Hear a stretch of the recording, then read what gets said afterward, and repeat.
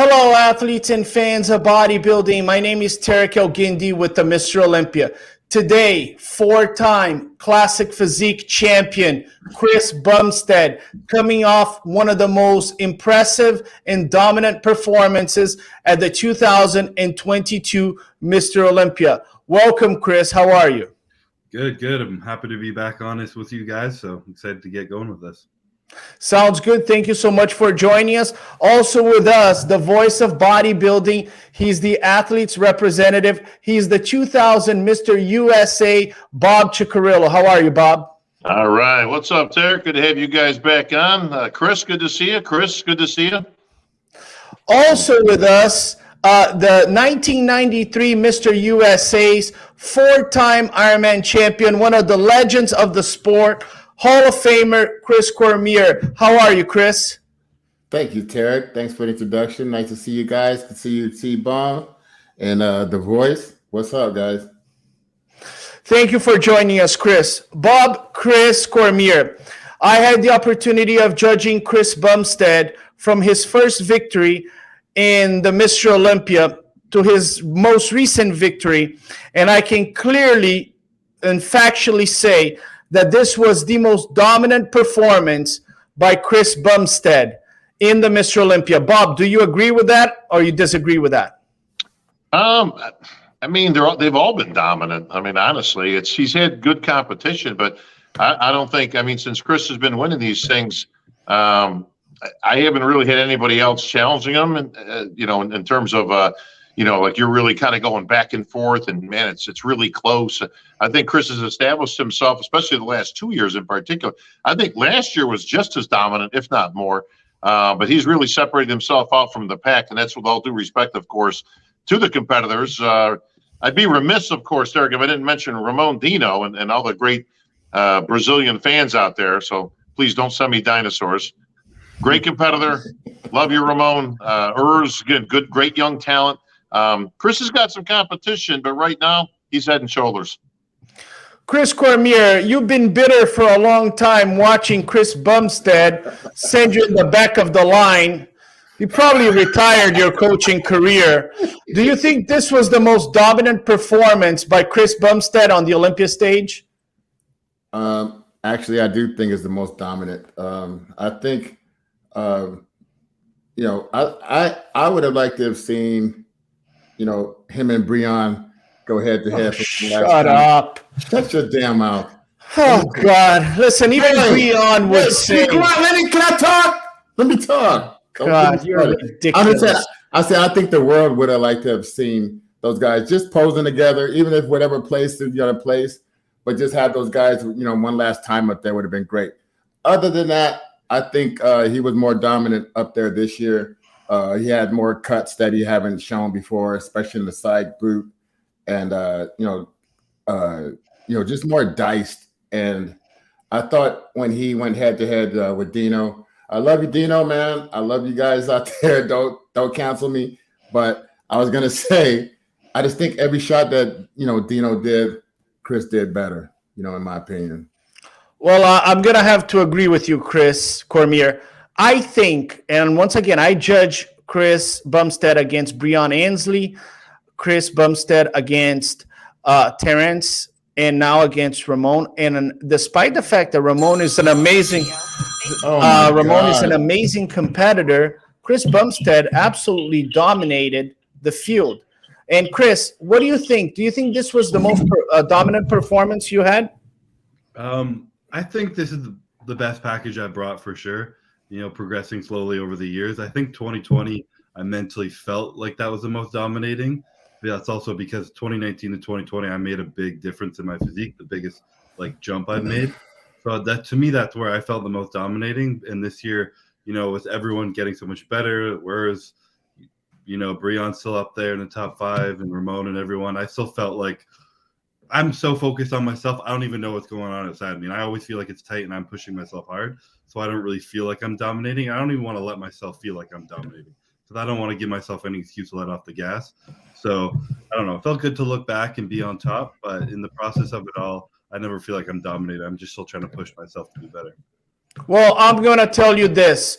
It was dominant, Chris. It was absolutely dominant.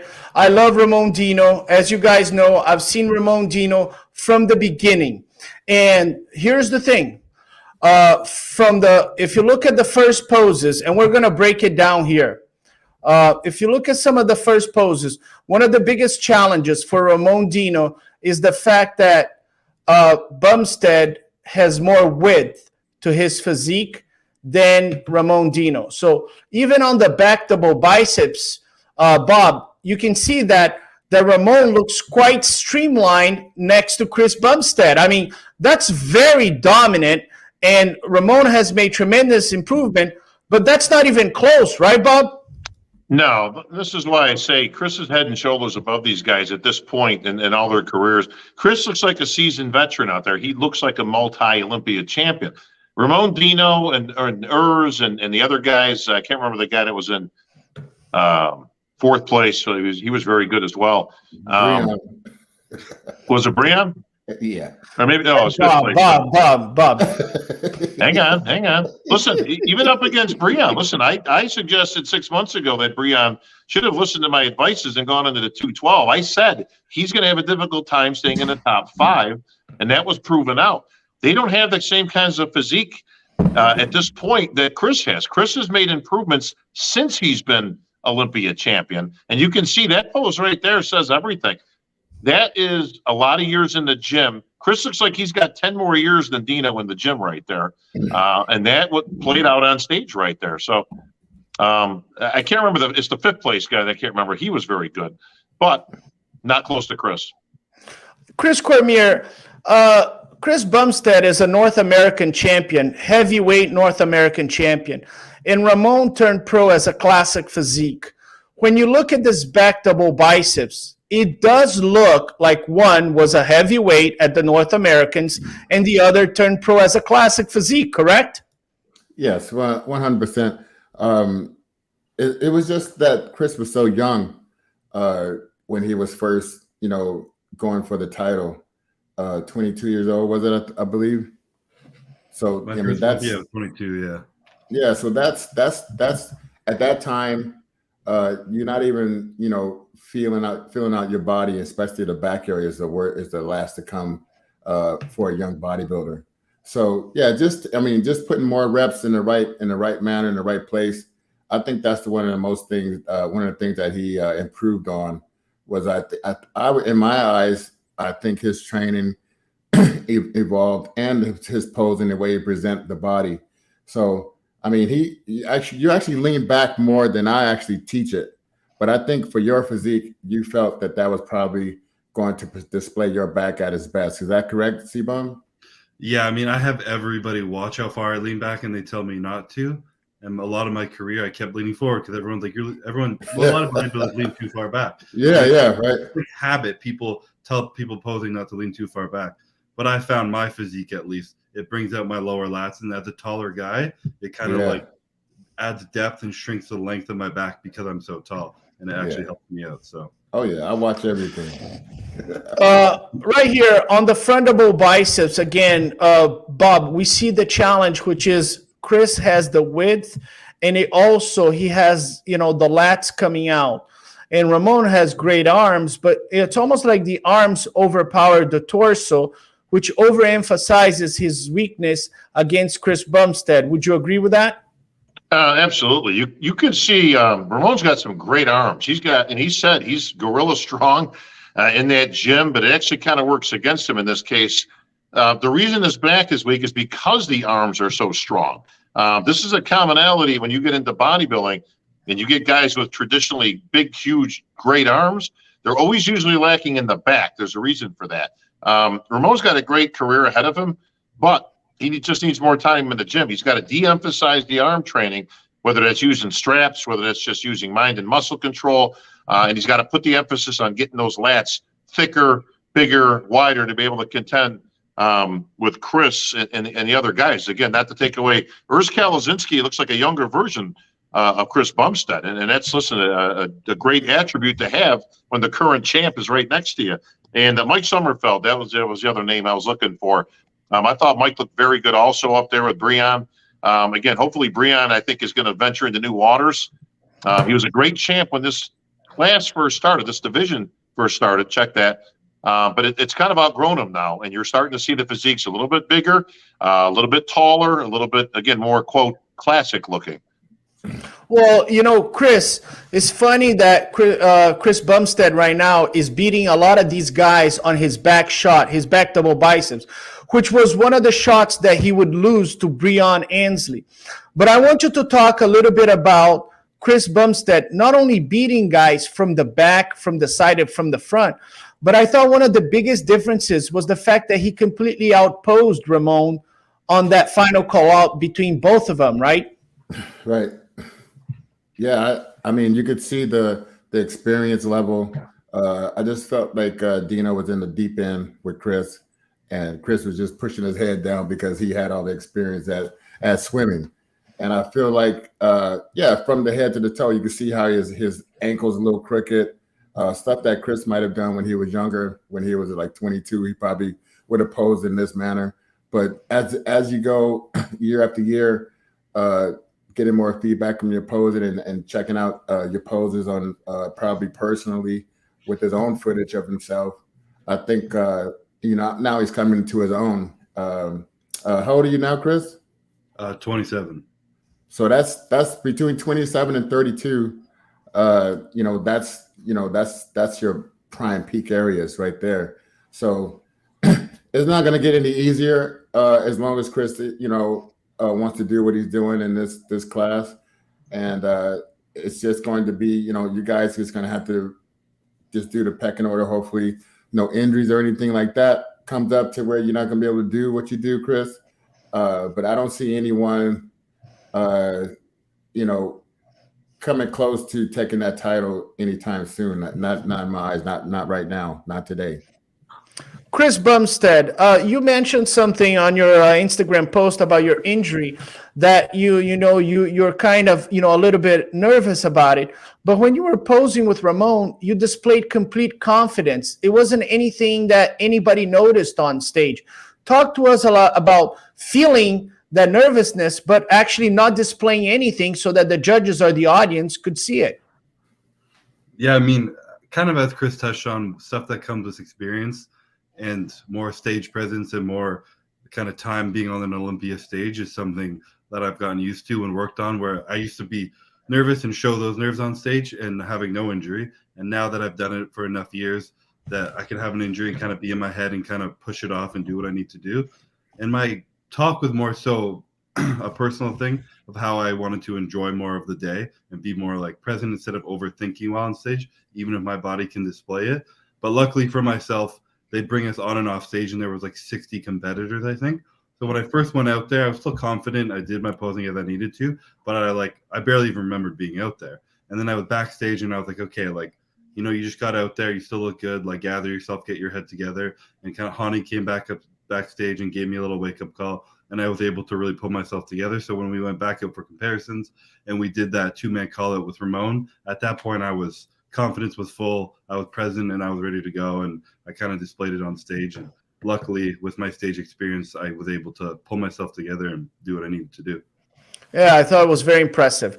On Primetime Muscle, which is the most respected show in bodybuilding, we break down your performance at the 2022 Mr. Olympia. And I want to show a little bit of a clip because it's you and Ramon there. And we talk a lot about what we were mentioning here. But Chris breaks it down, and I try to also mention a few things. And we love biceps and triceps. And even Chris Bumstead said, that might be one of the things that I need to improve is my arms. But when you have arms that big, they look good, but they actually start overpowering your physique. Now the lats look a bit small, right? He looks just a little bit narrow on top. Chris Bumstead has this huge advantage that his clavicle bones are larger than Ramon Dino. So he is by nature wider. Now he's beating him on width, and in addition to that, Ramon Dino's arms are overpowering his width. So that's a problem that Ramon Dino needs to work. Stop working out those arms and grow your lats. In my eyes, I'm starting, with my experience, you start from the ground up. So what I look at, I'm looking at the feet. These feet right here does not compute you displaying your quads at the best, in their best development. Hey, Chris, Bob, one guy has a bicep injury, and we're not talking about his injury. We're talking about the other guy who has big arms, and it's overpowering his physique. Go ahead and make sense of that. Oh, this is easy. I mean, first of all, he may have had an injury, but almost nobody knew it. It didn't really look much different. I mean, if you're real close up, again, I'm close to these guys. And we love biceps. I can see these things. That said, you couldn't really tell. I mean, by looking, you can even see in this picture. The problem with Ramon is his arms are overpowering, which, again, as you pointed out on the big screen there, takes away from his physique. That pose right there kind of says it all from the back, because you can see the arms are huge. Again, makes the back look a little bit small in comparison. And then you got the idea that he's standing next to Chris. That one small little insignificant thing was not taken away from Chris Bumstead's overall appearance and look. That's what the judges are looking at. They're looking at 100 things out there. This is why the entire sport, prefacing me and Milos going to bat next week on this subject, is about comparison. It doesn't make any difference what you look like there on your own. When Ramon came out, he looked awesome. When Urs came out, he looked awesome. When Mike Sommerfeld came out, he looked awesome. Yeah, listen, everybody looks great on their own, but the whole sport is predicated on standing next to the other guy and looking better than the other guy in comparison. In comparison, this was not a close contest. I have to agree with that. I know we're gonna, all the Brazilian fans are gonna go crazy and they're gonna send us dinosaurs, but I have to be honest, all my Brazilian fans, at this point, Chris Bumstead is far ahead of Ramon in many criterias, posing, muscularity, also in terms of the lines. Despite great genetics, Chris Bumstead is ahead of Ramon by a significant margin. Chris, go ahead. Also, I was going to say, Chris, when you're training, like I wouldn't overthink your bicep, your arms. You don't need to get your arms bigger. There's so many Mr. Olympians that didn't have big arms, from Dorian Yates, Lee Haney. There's not about just that body part. This is how everything flows and how your lats come down all the way to your rib cage, and that's where your lats start. Most people don't have that genetically. So just play with your strengths. I wouldn't worry about stuff like that because I don't think it really matters. I didn't have the biggest arms that I wanted to have on stage, but I had everything else, and it just flowed to my body. It flows nicely, so you don't really have to worry about that particular muscle group. Chris, it looks like judges, experts, insiders, nobody's really taking this injury that seriously. Are you concerned, or is this, not really, is just internet scrutiny at this point? What do you mean concerned about what? Are you concerned that this could aggravate, that this could jeopardize your posing? No, it wasn't a serious tear, and at the point I didn't know, and I'm beyond lucky and blessed for the fact that A, it wasn't a worse tear, and B, that it didn't happen a day earlier, because it didn't really get too swollen that you really noticed it until the Sunday after the show. But I got an MRI done on Monday, and it's only a muscle belly tear. It hasn't retracted at all. There's no there's no shrinkage or anything of the bicep. It's literally just right in the middle of my muscle belly. So I don't need surgery. It's going to heal. And they said you won't even notice it. So what day did this actually happen? Do you know? I didn't feel any actual tear, like nothing. It wasn't training. I didn't hear a pop or anything like that. It just started to hurt Wednesday, the day of weigh-ins. I felt it sore, and then it just started to hurt more and more, but nothing happened. Maybe out there in Las Vegas, you think they might have got injured in some kind of way? Yeah, the only thing I could think of is when I was posing sometime. So there might just be some micro tear or some like slight fibers coming away from something exactly in the bicep. Yeah. If you guys looked, I mean, this was the same exact tear that Jay Cutler had during his Olympia run, and it was almost the same type of thing. Now Jay's happened to black and blue up a little bit, and he had to cover it a little bit more, but it didn't detach, and that's what Chris is saying. Listen, anytime it's inside the muscle belly, it's not the best thing in the world, but that's a whole different animal. Dorian Yates actually had a tear where it detached. and it rolled up, and you can see it very blatantly when he posed. That's not what Chris had working here, and that's exactly why it wasn't distracting and didn't take away from his overall look and presentation. So, Chris, I'm glad for that. I mean, it sounds like it's just a micro tear. Could have happened doing anything from picking up a plate to, training arms, and clearly it wasn't enough that you actually noticed it when you were training or winced or like, holy shit, what did I just do type of thing. So, listen, man, obviously it didn't hurt your chances to win, bro. You got number 4. For sure. Yeah, no, I'm super lucky it wasn't worse. And I didn't even want to talk about it or think about it until the show was over and just kind of focus on what I had to do. So lucky. And now I have time to heal too, because it won't be until November. So it was a good timing. Hey, Bob, does that bring the mystique of Chris Bumstead even higher? Like, the guy has the mustache, the beautiful girlfriend. He can win the Olympia with a bicep tear. Does that bring the mystique even higher? Or is there a little bit of blood in the water? Chris is not invincible. He might be prone to injuries. Which one is it? Yeah, there's no blood in the water. Listen, this was, thank God, it was just a micro tear, okay? If that thing detached from the bottom or from the top, that's a whole different animal. That does require surgery. It is going to look different. It's not going to be good. Thank God, Chris, that didn't happen in this case. So, no, he's not showing. Look at that shot right there. I mean, as you guys are looking at it, I mean, that is a perfect shot. I mean, both these guys are hitting this shot very good, by the way, very traditional. You can see that's just a killer shot for Chris. You can see the difference in thickness and his leg bicep, right through with the glutes, perfectly done on top. Again, on both these guys, there's no light between the arm and their rib cage. This is a very traditional side chest from both gentlemen, but you can clearly see the differences in muscle maturity between Chris and Dino. That's really the only difference. Dino's in great condition, but his physique is like I say, it's like Chris's maybe 4 or 5 years ago. All Dino needs is time, but by the time he gets there, Chris may well have 5 and 6 in the bag, and maybe by that time he's out of here. Well, yeah, Chris, even though you had this injury, which was minor, you still hit the side chest on the side of that biceps. Was that a conscious choice, or you just said, whatever, I feel comfortable, I'm going to hit a side chest on that arm? I mean, as you can see here, luckily you can't actually see the inflammation or the tear at all from the outside of my arm, because it was on the inside portion of my bicep. So from the outside my arm there, you can't even tell. So, and that's my stronger side to hit a chest pose, my side chest pose on. So I didn't think changing it at that point was worth it. So I got lucky with that. Chris, when you hit a bicep, you hit a side chest to that side, you're hitting it perfect. You have a perfect side chest, like I think one of the best in the whole sport of bodybuilding, as far as the way you actually put it together, from elbow to elbow. That's perfect. The feet placement, the quads going against, pushing against each other. All that's perfect. So I don't think it's about, it's great that, you don't show it in that arm, but I think for the most part, you don't have to worry about that, because, everything just looks great on the overall picture or grand scheme of things, I think.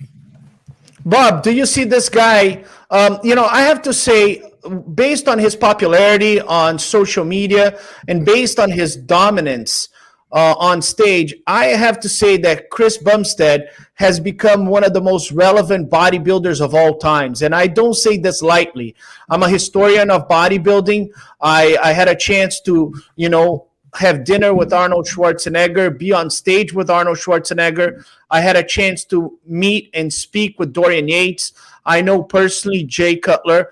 But we have to start looking at this guy, Chris Bumstead, as one of the most relevant bodybuilders of all times, because he's not only the most popular bodybuilder we have, he's more popular than Hadi, than Derek, than Nick Walker. He is actually one of the most dominant bodybuilders of his time.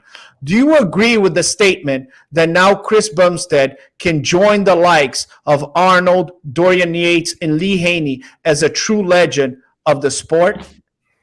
I think that's fair to say. I think Chris has what Chris has done, and this is with all due respect to Danny Hester, our first ever champ, to Breon Ansley, to any of the Olympians that we've had previously. What Chris has done is he has defined classic bodybuilding, classic physique, whatever you want to call it. It's all bodybuilding, right? So whether we call it one or the other, and we went back and forth when we first put this in as to whether to call it classic bodybuilding or classic physique, it's the same thing. It's bodybuilding. And Chris has taken it and he's defined it. That puts you in icon status. Now, whether he wins 5, 6, 7, again, whatever Chris's plan is down the road, at this point, that's just tacking on more wins and more victories, and great and good for Chris. But he has literally defined the division. They're all chasing Chris Bumstead right now, just like they chased Arnold. All right, just like they chased up, Flex Lewis, for his run. And that's a pretty elite status to be in. So, Chris, congratulations to you, not just on the victories, but again, on taking this to literally the next level and becoming that guy who defines a generation when it comes to your chosen division, which is classic bodybuilding.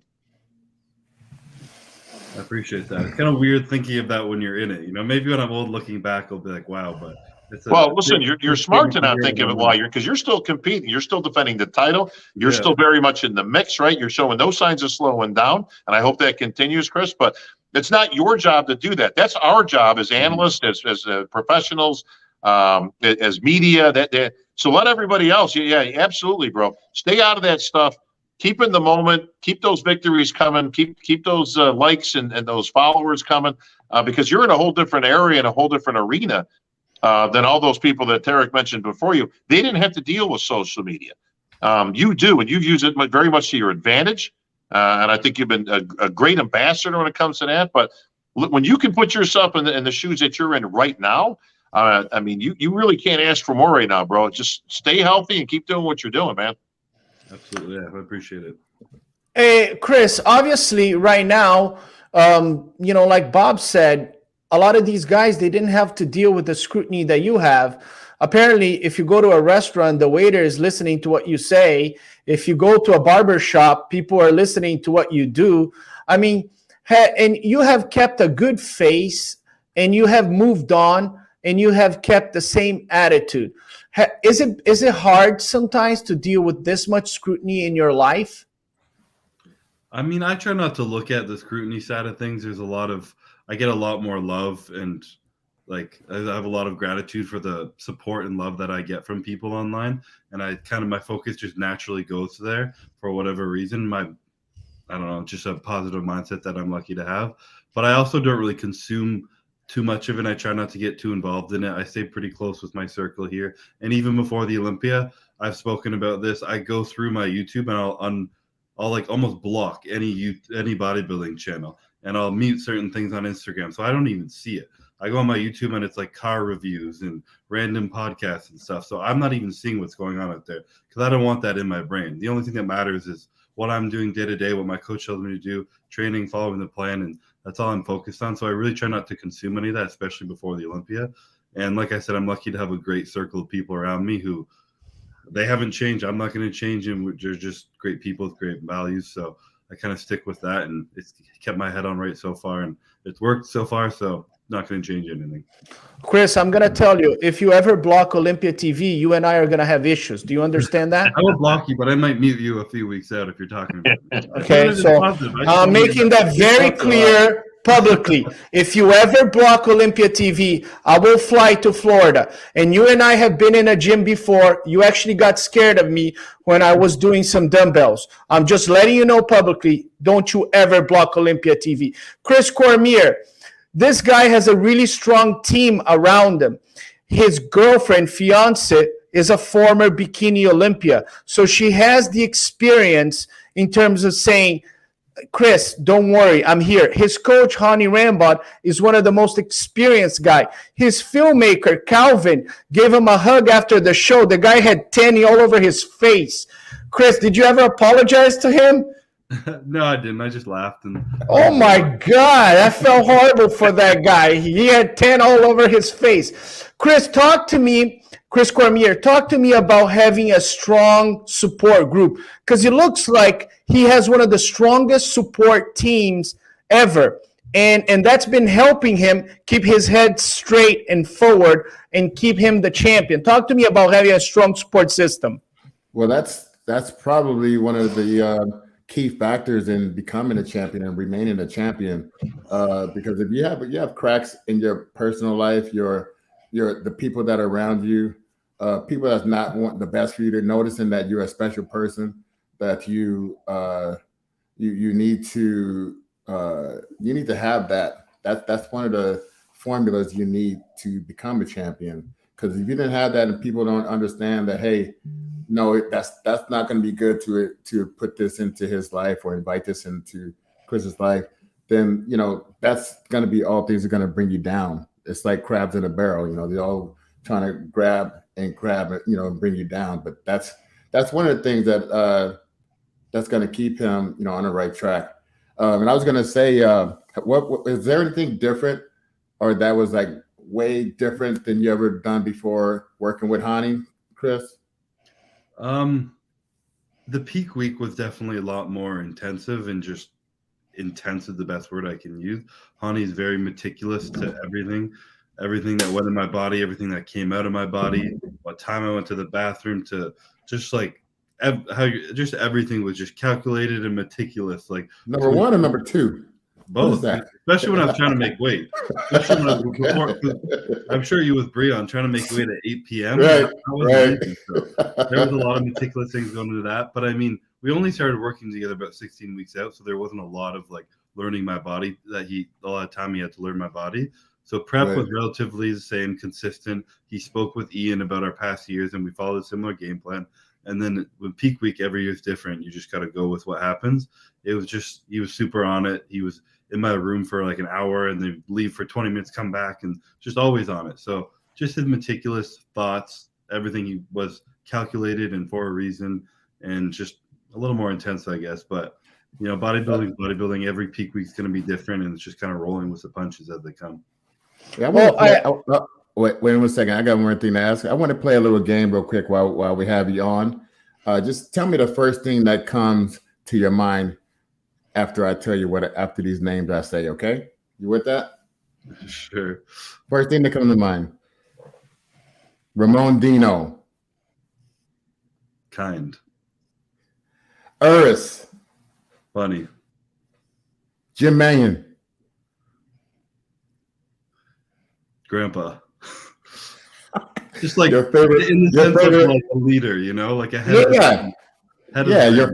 I get it. Favorite food? Pancakes. Breon Ansley. Seasoned. That's it for the day, brother. Good job. I feel like there was a test in there. Felt more pressure than on the Olympia stage. Hey, Bob, do you know anybody that can replace Chris Cormier on Primetime Muscle? Listen, you can't replace Chris with anybody. Chris is unique in all the world. All the years I've known Chris, we go way back, bro. Chris is Chris. You gotta love him. Okay, America, if you're listening to this, on behalf of the entire bodybuilding industry, it's open audition for replacing Chris Cormier on Primetime Muscle. He no longer can perform that job. We had a good question here from one of the fans, and I want to I missed here. Who is your favorite open bodybuilder right now, Chris? Who's the guy that you like the most in the open bodybuilding? A great question. It's a question for you to lose some of your followers, so go ahead and do it. That's a great question. I hate picking favorites, and I don't really have one that I have in mind. We can stay here for hours. Who I'm looking most forward to seeing coming in at like is perfect and like growing, I think right now is Derek Lunsford. He really impressed me this year on stage with his extra weight, and seeing him in the open for a few more years and perfecting that look, I think is going to be absolutely insane. So it was one of my favorite looks on stage, I think, and I don't think he was at his best this year personally. So I think it's only going to get better. Chris, who do you think is the heir apparent to your title? If you were to call it a day tomorrow for whatever reason, is it one of the guys currently? Is it somebody you see coming up? Like, who do you think would have the best chance if Chris Bumstead was not on the stage? And we might see this play out a little bit at the Arnold. I don't know all the players in it right now, but who's taking your spot when you call it a day? I mean, I feel like the easy answer is who was ever in second last year, which is Ramon. But in my opinion, I think in years to come, Ramon and Urs are just going to be kind of back and forth because Urs is a little bit younger, and I think he's just kind of finding his path as a professional bodybuilder and understanding how much of a full-time job this really is because he's so young. And when he does that, I think he's going to catch up a bit to Ramon, and they're going to battle it out. But as of right now, Ramon came second with a perfect score, I believe. So, I mean, I would assume it would be him, but it'd be close ties with Urs for sure. Hey, Chris, Ramon, I have a chance to speak Portuguese with Ramon, and Ramon has a great deal of admiration for you. And he has shared that it's almost hard to compete against you because you were his idol coming up. You know, it wasn't too long ago that he was looking at Chris Bumstead as his idol, and he goes, it's really hard when I get there and I need to compete with this guy that I admired so much. And it looks like you guys have a really good relationship, but, you know, he speaks, you know, little English, and you speak maybe more Portuguese than he speaks English. Have you guys had a chance to translate and speak on social media? I know you're close with Urs, but do you actually have a chance to build a relationship with Ramon? We haven't really, sadly. No, we've exchanged a few messages, and he's telling me like, sorry for bad English translator kind of thing. And we've tried to communicate, but so far it's more just like a kind of just a connection that we feel through on stage, you know, the bodybuilder that you kind of just get. We kind of communicate non-verbally, joking around and stuff. There's some funny clips of us like shadow boxing and like him hitting my butt on stage or vice versa, and just kind of messing around. You know, he, like I said, when I thought of his name, he's just a super kind, great energy, and Ramon, and he's a great fun guy to be around. And hopefully I told him, I was like, you learn English. I said that when I was leaving. I was like, you got to learn it next year so we can chat a little bit more. But sadly, we haven't yet. Yeah, no, that's cool. I like when they have Bob. These guys at Classic Physique, they're awesome. You know, I mean, I had the chance to be part of the first NPC Classic Physique show in Las Vegas. I had a chance to judge the first pro show that Denny Hester. Arnold Schwarzenegger said the Classic Physique guys are the real bodybuilding. What do you have to say about that?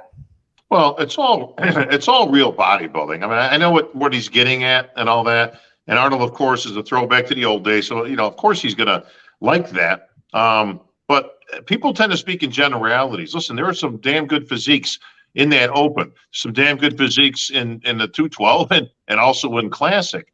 So you can't lump everybody. You can't paint everything with a big broad brush that puts everybody in the same category. Much like they talk about, you know, people in the art of posing and things like that. Listen, there were some good ones back then. Most of the guys weren't that good. There's some real good ones right now, like Terrence Ruffin. Chris does a great job of, you know, presenting himself on stage. You know, Chris Cormier, that's with us today. Excellent poser, you know, very solid. Again, more of a classical approach rather than, you know, any of the modern type stuff. But when it comes to, again, bodybuilding is bodybuilding. If it's classic, if it's open, it's bodybuilding. One thing I do like is that because of the height and weight restriction on it, which is why it was designed as such, it does seem to keep the physiques in a little bit more check.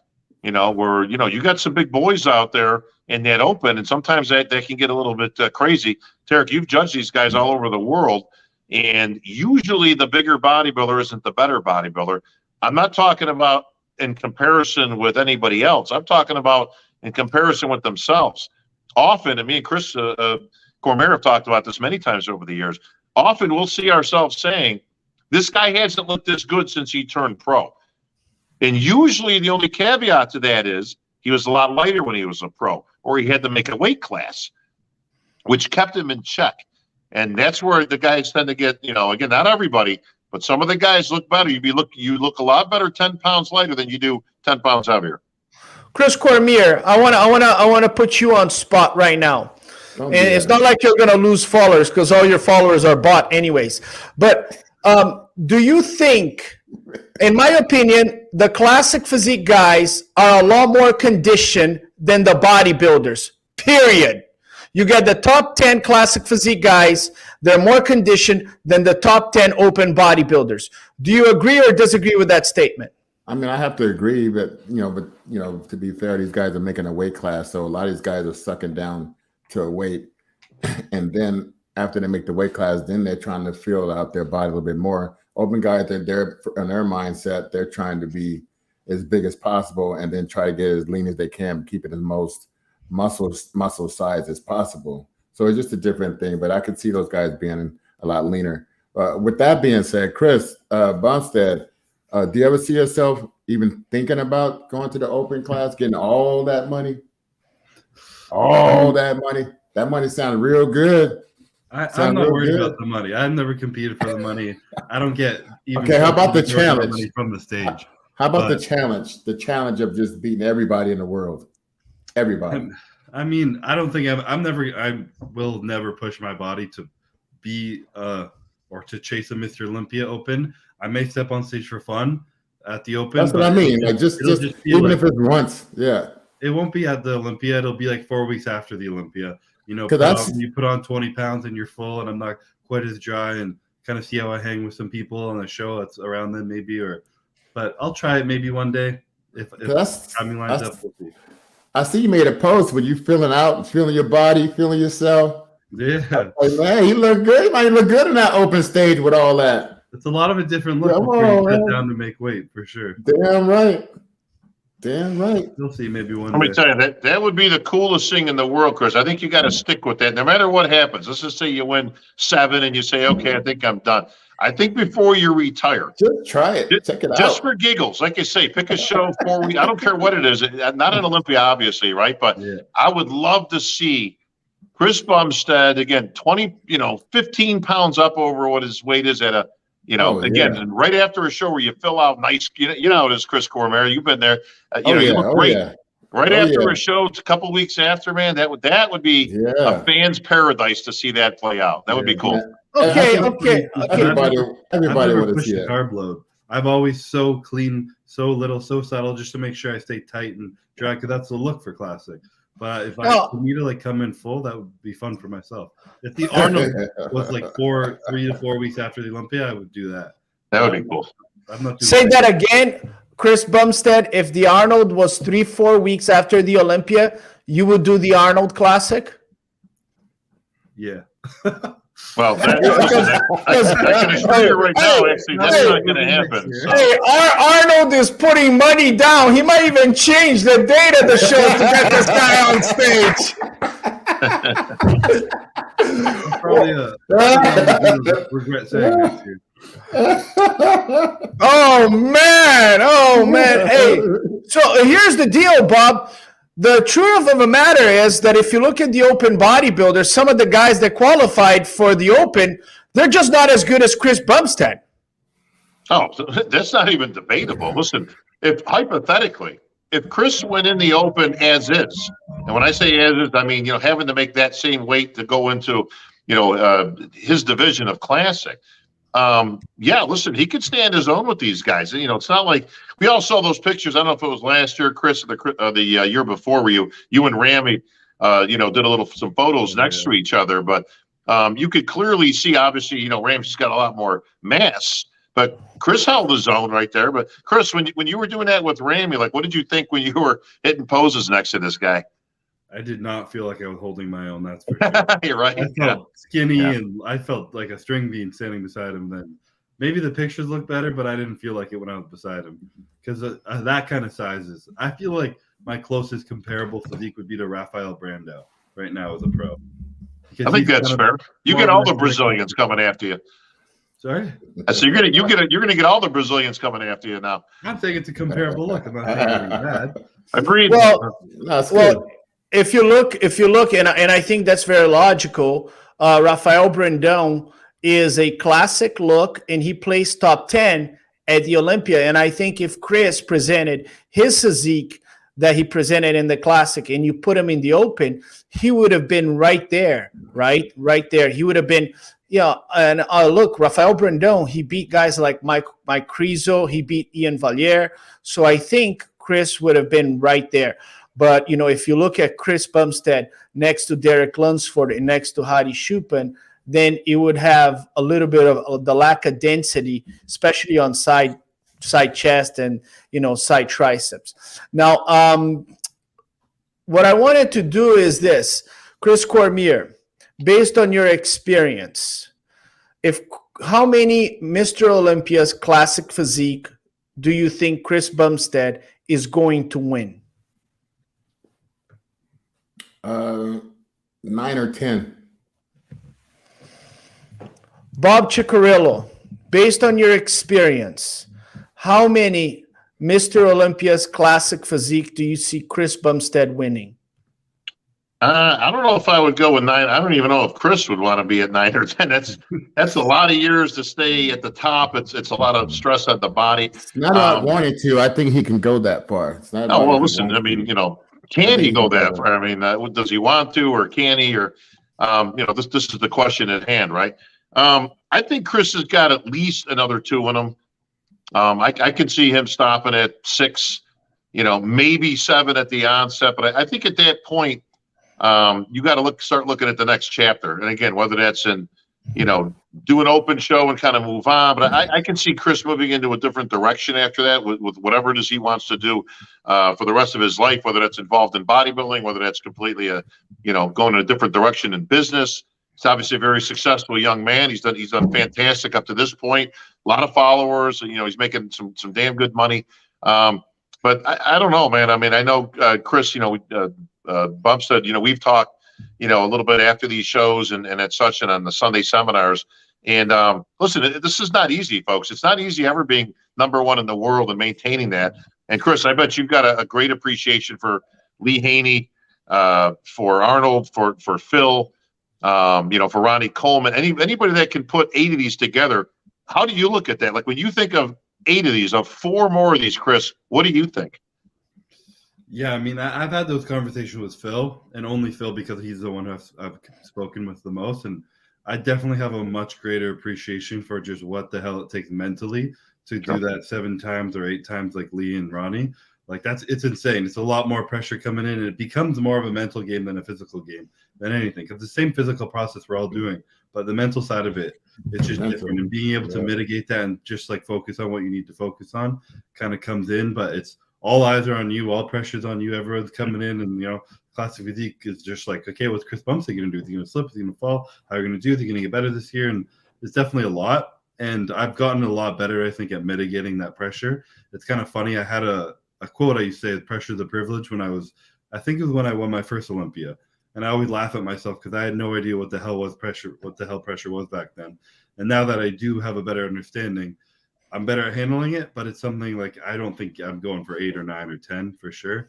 But it's fun kind of managing it, and it creates a lot greater experiences and a lot more fun on the Olympia stage now. But it's something that's fun while it's here, but like you said, it's not something I want for the rest of my life or for a long time. So, Terrick, I'd like just to add one more thing to that. I would love to see Chris be a guy who goes out on top, because we do not see this a lot. We see people that go out, either got to go out kicking and screaming, or we see them less at their best, or they get some injuries, and now it's not the guy we saw before.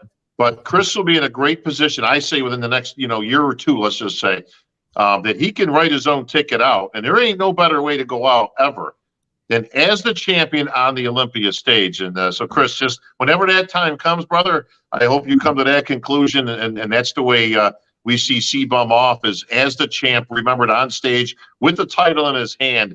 I think that would be fantastic. Yeah, well, Bob, you bring up a good point. The only great bodybuilder, obviously Arnold came back to win in 1980 was Lee Haney. Yeah. He retired, and there's that sense of invincibility. We did see Phil Heath get injured. We saw Dorian Yates. We saw Jay Cutler and Ronnie Coleman. I think if I had a chance to go to Florida to shoot with Olympia TV with Chris Bumstead, and I had a chance to watch his workouts. He's very methodical. He doesn't do anything very eccentric about his workouts. But most of all, the time that we spent together, we went to lunch. He's an extremely intelligent human being. He's very cerebral and a very kind person. The way he talks to people can approach him and they ask, hey, can I take a picture? He's very nice. He's very generous. And I think, I had a chance to actually meet his parents after one of the Olympias, and his parents are great people, very nice. And I think Chris Bumstead has set an example to every single bodybuilder of how to handle pressure, how to deal with social media, how to be a cerebral human being under a lot of pressure. And I commend him for that. And that's why I put Chris Bumstead along Arnold Schwarzenegger, along Jay Cutler and Lee Haney as one of the most relevant bodybuilders of all times. Chris, on behalf of the Mr. Olympia, the IFBB Pro League, and the NPC, you're a tremendous role model. You're a phenomenal champion on stage and off stage, and we're truly honored and blessed to have you as a champion. I'll give you the final word for this live. No, I mean, I appreciate all the kind words, and I say it from the bottom of my heart, I feel equally as honored and privileged to be in this position, and couldn't be more grateful for everything that bodybuilding and all this has brought me, and all the love and support everybody gives me. I'm just, another guy who loves bodybuilding, chasing after a dream, doing what I do, and I'm grateful to be here. So any kind of kindness I give off is just a show of appreciation for my gratitude. So thank you guys, everyone, for the support. Thank you guys, Terrick, Chris, and Bob, for the kind words as well. I appreciate you guys. It's always good to talk, and appreciate you having me on the show. My name is Terrick El Guindy. One thing before we go. Did you know, Chris, that Terrick imitates you on Primetime Muscle? He could do your smirk. Do a smirk for it. Really? Do a smirk. do it good. Like he was really trying the other day. Like you chewing tobacco or something. Yeah, right. So, Chris, I said one of your trademarks is your smirk and your mustache. And Chris Cormier, who's still bitter that you beat his client, Bjorn Ansley. He's mad because I pulled his skirt up. Now he's just trying to talk shit because I pulled his skirt up right now. So now he's talking shit. Be careful what you say to Terrick. I know, right? You're gonna regret this decision, guys. I want to thank everybody for joining us. I want to thank Chris Cormier. He is my co-host on Primetime Muscle, the most respected show in bodybuilding. He is the 1993 Mr. USA's Hall of Famer. I want to thank the voice of bodybuilding, Bob Ciccarillo, 2000 Mr. USA's, for joining us once again. And I want to thank the champion, the 4-time Classic Physique, Mr. Olympia, and one of the most relevant bodybuilders of all times, along Arnold Schwarzenegger and Jay Cutler, Chris Bumstead. My name is Terrick El Guindy. Like and subscribe. Olympia TV is the place to be. Thank you.